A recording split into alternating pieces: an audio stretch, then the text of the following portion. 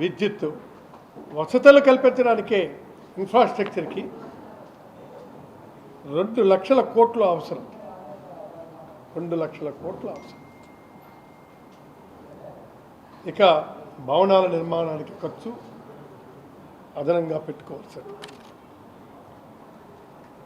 రాష్ట్ర ఆర్థిక పరిస్థితి బట్టి రాజధాని నిర్మాణం ఎప్పట్లో పూర్తవుతుందా?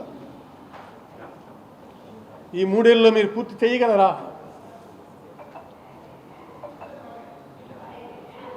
టైం బౌండ్ పెరిగే కొద్దీ ఆ 2 లక్షల కోట్ల నుండి ట్రిపుల్ డబుల్ ఈ విధంగా ఖర్చు చేసినట్లు పూర్తి కాని రాజధాని అవసరమా? దేశ రాజధాని ఢిల్లీ విస్తీర్ణం ఎంతో తెలుసా మీకు? 10,500 ఎకరాలు.